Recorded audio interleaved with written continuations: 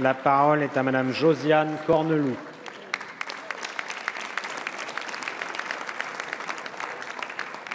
Merci, Monsieur le Président.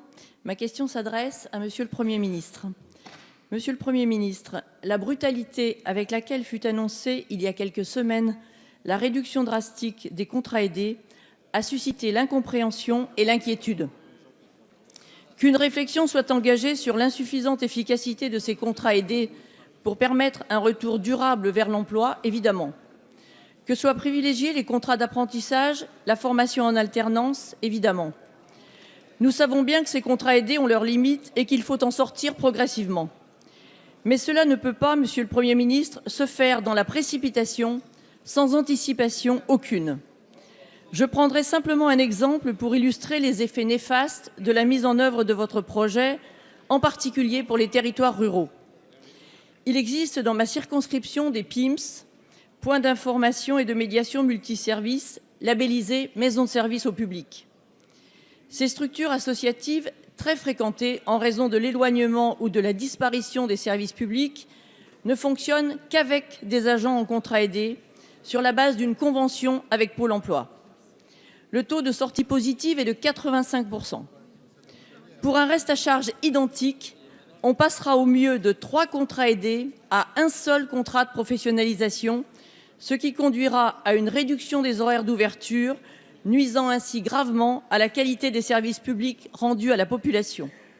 Ce sont aussi des centaines de personnes qui se retrouveront soudainement sans emploi. Après les 13 milliards d'euros d'économies imposées aux collectivités, la grande incertitude sur les modalités de compensation de la taxe d'habitation, persisterez-vous, Monsieur le Premier ministre, à porter une réforme qui va mettre à mal l'organisation de nos collectivités locales, de nos associations, jusqu'à l'existence même de certaines d'entre elles? La France a besoin de retrouver une cohésion sociale qui lui fait défaut, pas d'un démantèlement des structures qui y contribuent. Merci, Madame la députée. La parole est à Madame Muriel Pénicaud.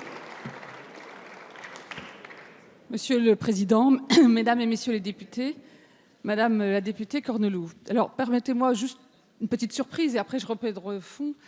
Je crois avoir lu les programmes de la campagne présidentielle et je crois me rappeler que vous aviez prévu de supprimer entièrement les contrats aidés. Mais je vais vous répondre maintenant au fond. Quelle est la politique de l'emploi la plus efficace? Je pense que notre responsabilité au Parlement comme au gouvernement, c'est d'avoir une politique de l'emploi qui est efficace. Au-delà des polémiques, nous avons aujourd'hui 2,7 millions de chômeurs qui attendent une politique de l'emploi efficace. C'est pourquoi, dans le budget que nous présentons, nous avons une politique qui investit d'abord sur ce qui est le plus efficace et le plus important, qui est la qualification.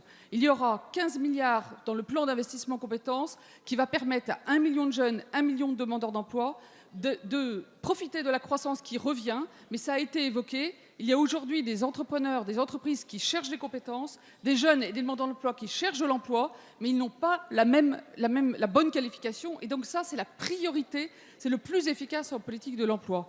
Par ailleurs, nous allons développer la garantie jeune. Nous misons aussi sur l'insertion économique, l'EPID et les écoles de la deuxième chance. Et les contrats aidés, nous en aurons 200 000, et non pas zéro comme vous l'auriez fait, nous en aurons 200 000 l'année prochaine, avec une priorité sur le secteur sanitaire, social, sur les communes rurales et sur l'outre-mer. Mais nous allons supprimer les contrats marchands car nous considérons que dans le secteur marchand, compte tenu de la reprise, il vaut mieux viser la qualification pour avoir de l'emploi durable. Et d'autre part, nous allons arrêter de faire du guichet ouvert parce qu'il y a aujourd'hui une grande différence entre les associations qui misent sur l'insertion, qui ont d'excellents résultats, et ceux qui ne font qu'embaucher des gens précaires sur des contrats précaires. Donc les associations qui travaillent sur l'insertion auront des contrats aidés l'année prochaine. Merci, Madame la Ministre. La séance des questions au gouvernement est terminée. La séance est suspendue pour 10 minutes.